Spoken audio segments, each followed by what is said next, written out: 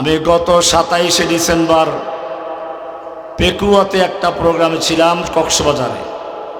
Doctor Mizanur Rahman Azhari সাহেবের প্রথম সমাবেশ। আমি সেই সমাবেশ দেখে চিন্তা করেছিলাম,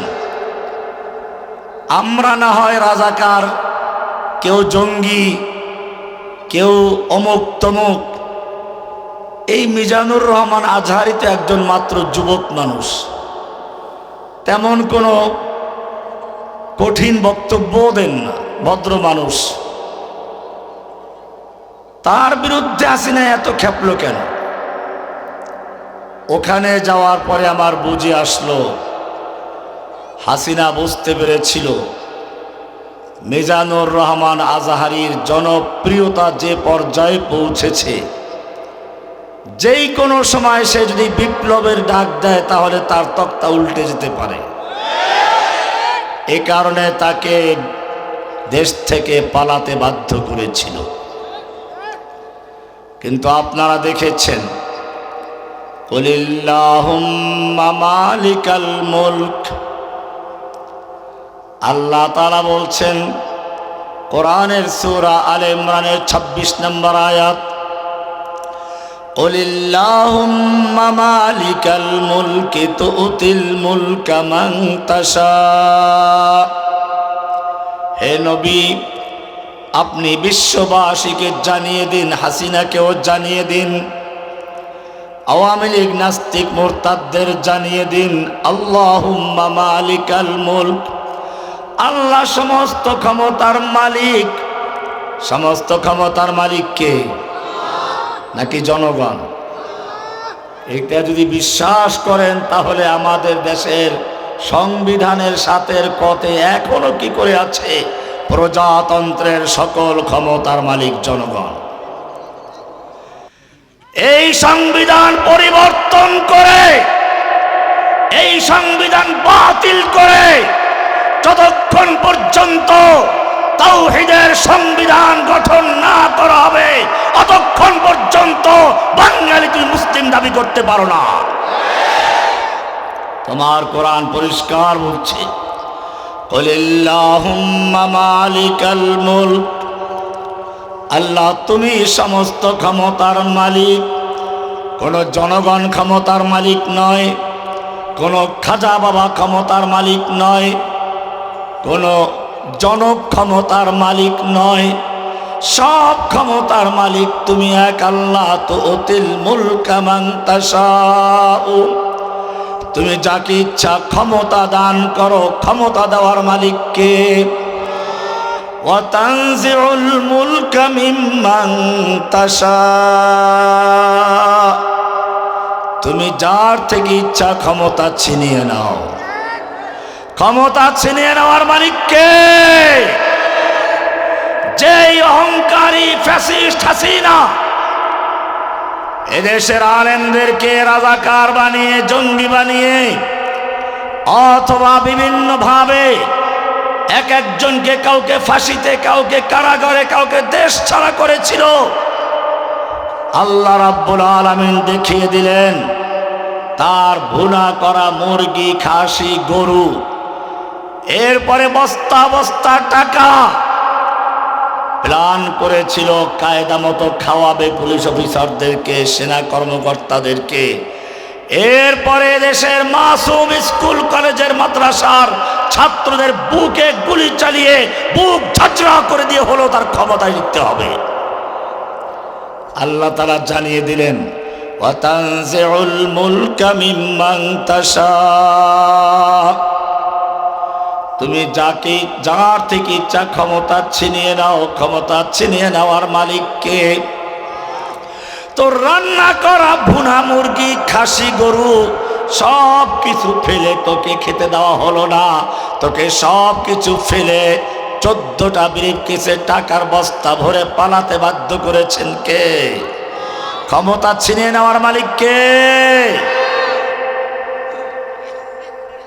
একটু বক্তব্য রেকর্ড করার জন্য চেষ্টা করেছিল, আপনারা দেখেছেন, সংবাদপত্রে বের হয়েছে। সেনাবাহিনী বলল 2 দিক থেকে আজরাইলের দল আবাবিল পাখি হয়ে স্রোতের মতো এগিয়ে আসছে। যেই গতিতে এগিয়ে আসছে হিসাব নিকাশ করে তারা দেখলো মাত্র ৪৫ মিনিট সময়ের মধ্যে ঢুকে পড়বে। সারা জীবন সে যেছে মানুষকে মিথ্যা বক্তব্য শুনিয়ে শুনিয়ে ক্ষান্ত হয় নাই। এবারে সে বক্তব্য রেকর্ড করার জন্য অনুমতি চাইল সেনাবাহিনীকে। সেনাবাহিনী জানিয়ে দিল আবাবিল পাখি হয়ে আজরাইল যে গতিতে আসছে ৪৫ মিনিটের মধ্যে হয়তো সিংহাসন ছাড়ো, নতুবা তোমার লক্ষ টাকা দামের শাড়ি খালি চিরবে না, তোমার চামড়া সহ চিরে কুকুর দিয়ে খাওয়াবার জন্য তৈরি আসছে। ওয়াতানজিউল মুলকা মিম্মান তাশাউ, তুমি যার থেকে ইচ্ছা ক্ষমতা ছিনিয়ে নাও। ক্ষমতা ছিনিয়ে নেওয়ার মালিক কে? অতুইজ্জু মান তাশাউ, তুমি যাকে ইচ্ছা তাকে ইজ্জত দান করো, সম্মান দান করো। সম্মান দেওয়ার মালিক কে? অতুযিল্লু মান তাশাউ, অপমান করার মালিক কে? কি সুন্দর আমাদেরকে অপমান করার চেষ্টা করা হয়েছিল। সাইদি সাহেবকে রাজাকার বানানো, তাকে জেলে ঢুকানো হলো, অপমান করার চক্রান্ত করা হলো। আপনারা দেখেছেন, আমি বলি তাকে জেলে ঢুকানোর পরে ইজ্জত কমেছে না বেড়েছে? কেমনে বুঝলেন? প্রমাণ কি? প্রমাণ হচ্ছে তাকে হত্যা করলো কারাগারে, এরপরে তার ঢাকাতে জানাজা করতে দেওয়া হয় নাই। কারণ হাসিনা বুঝতে পেরেছে জীবিত সাইদি যেই পরিমাণ শক্তিশালী ছিল তার চেয়ে লক্ষ কোটি গুণ শক্তি নিয়ে তার লাশ কারাগার থেকে বের হচ্ছে। যদি তার জানাজা ঢাকায় হয় এমন জনসমুদ্র তৈরি হবে যার স্রোতের ধাক্কায় হাসিনার গদি ভেসে দিল্লি পার হয়ে ইন্ডিয়া পার হয়ে চলে যাবে গঙ্গা বিস্তারে। মিজানুর রহমান আজহারীকে দেখলাম, তাকেও দেশ ছাড়া করা হয়েছিল, জনগণ থেকে বিচ্ছিন্ন করা হয়েছিল। আমি সেদিন দুপুরে সেখানে বক্তব্য রেখে যখন চট্টগ্রামে আর একটা বক্তব্যে যাবো হাটহাজারী মাদ্রাসার কাছে, তখনও দেখলাম চতুর্দিক থেকে জনসমুদ্র স্রোতের মতো আসতে শুরু করেছে। আমার মনে পড়লো, হাসিনা তুমি দেখো, তুমি যেই লোকগুলোকে জনগণ থেকে বিচ্ছিন্ন করতে চেয়েছিলে, যাদেরকে অপমান করতে চেয়েছিলে, তাদের ইজ্জত আল্লাহ এমন ভাবে বৃদ্ধি করে দিয়েছেন আজকে জনগণ সমুদ্রের মতো উত্তাল হয়ে তাদেরকে স্বাগত জানাচ্ছে। রফিকুল ইসলাম মাদানী সাহেব আপনাদের এলাকার ছেলে, তাকে গ্রেফতার করা হলো। আমার জেলে যাওয়ার আগে তাদের সাথে আসলে পরিচয় ছিল না। জেলে যাওয়ার পরে আমাকে নিয়ে ওনাদের বক্তব্য, আমার জন্য ওনাদের দোয়া আমার হৃদয় স্পর্শ করেছে।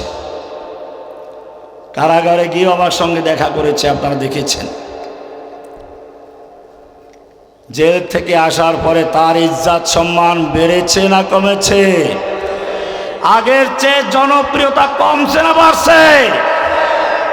মাহমুদুল হাসান গনবী সাহেব বক্তব্য রেখে গেছেন, হারুন এজাহার সাহেব অসুস্থ হয়ে পথে আছেন, ও আসতেছেন আলহামদুলিল্লাহ। আল্লাহ তাআলা যেন তাকে সুস্থ করে আমাদের মাঝে দ্রুত ফিরিয়ে নিয়ে আসেন, দোয়া করেন আল্লাহুম্মা আমিন। আমি মূলত সেদিন পেকুয়া প্রোগ্রাম করে ওনার বাসায় গিয়েছিলাম একটু বিশ্রাম নেব।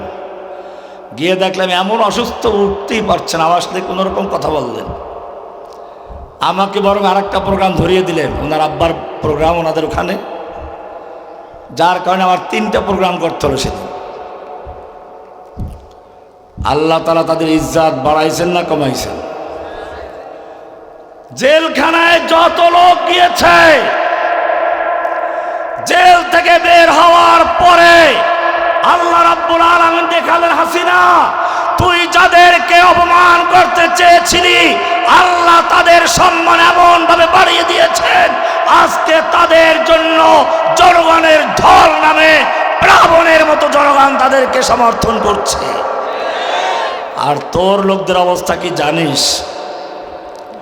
তোর লোকদেরকে যখন কোর্টে উঠানো হয়, মাথায় হেলমেট পরা থাকে, বুকে বুলেট প্রুফ জ্যাকেট পরানো থাকে, তারপরেও জনগণ খুঁজতে থাকে একটু সুযোগ পেলে কয়েকটা পচা ডিম দিয়ে আর সেরা জুতা দিয়ে তাদেরকে সম্মান দেখাবার জন্য খুঁজতে থাকে। দরবেশ বাবাকে দেখেন নাই?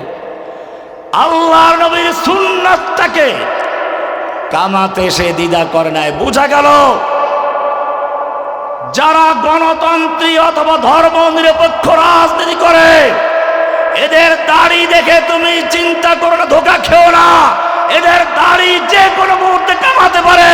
দরবেশ বাবা তার জ্বলন্ত প্রমাণ, দাড়ি কামিয়ে হিন্দু হয়ে তারপরে বসতে পারে না। ধরিয়ে দিয়েছেন কে?